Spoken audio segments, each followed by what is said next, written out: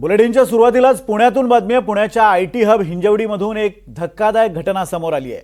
वरिष्ठ महिला अधिकाऱ्यांकडून होणारा कथित मानसिक छळ आणि मित्राकडून मिळणाऱ्या त्रासाला कंटाळून एका 48 वर्षीय आयटी अभियंत्यानं आत्महत्या केली आहे। अमित ब्राह्मे असं या अभियंत्याचं नाव आहे। या धक्कादायक प्रकरणी नामांकित आयटी कंपनी टीसीएस मधील 2 वरिष्ठ महिला कर्मचाऱ्यांसह एका मित्राविरोधात भोसरी पोलीस ठाण्यात गुन्हा दाखल करण्यात आलाय। पुन्हा एकदा टीसीएस कंपनीतल्या अधिकारी वादाच्या भोवऱ्यात सापडलेले आहेत। नाशिकमधलं टीसीएस प्रकरण ताजं असताना आणखी एका प्रकरणात टीसीएसच्या कर्मचाऱ्यांचं नाव समोर आलंय।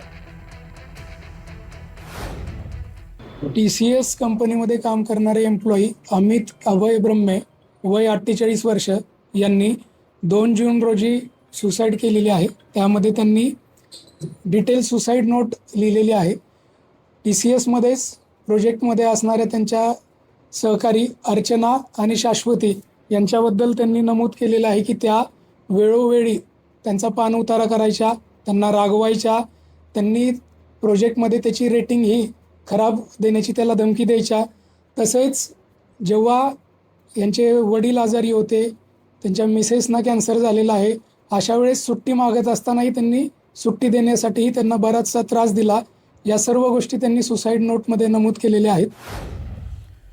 आणि या संदर्भात बोलण्यासाठी आपले प्रतिनिधी सूरज कसबे आपल्यासोबत आहेत। सूरज, हा जो व्यक्ती आहे अमित ब्राह्मे ज्यांनी आत्महत्या केलेली आहे, छळाला कंटाळून आत्महत्या केली आहे, पोलिसांनी सांगितले प्रकरण नेमकं काय, पण या अमित ब्राह्मेची पार्श्वभूमी काय, त्याचे कुटुंबीय किंवा त्यांच्याकडनं काही रिॲक्शन आली आहे का?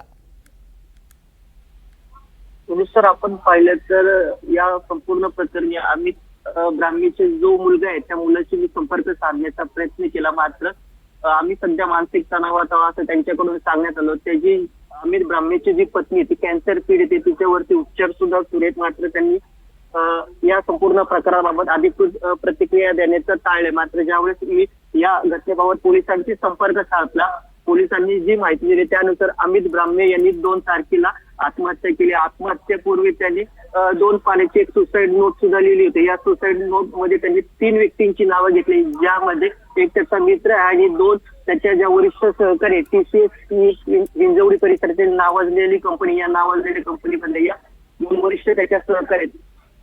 सुसाईड नोट मध्ये त्यांनी जे नमूद केले त्यानुसार तो एका प्रोजेक्ट वरती काम करत होता, त्या प्रोजेक्ट मध्ये त्या पहिल्या सहकारी करत नव्हत्या। त्याचे जे इतर सहकारी कर्मचारी त्या कंपनीमध्ये त्यांच्या समोर ज्या 2 महिला कर्मचारी त्याला वारंवार अपमानित करत होत्या। ज्यावेळेस त्याला सुट्टी हवी ते सुट्टी देत नव्हती। त्याचा जो प्रोजेक्ट होता त्या प्रोजेक्ट मध्ये पॉझिटिव्ह सुद्धा ते देत नव्हत्या। एकूणच छळ सुरू होता त्याचा आणि त्या त्रासाला कंटाळून त्याने आत्महत्या केली। धन्यवाद सूरज दिलेल्या अपडेट्स बद्दल।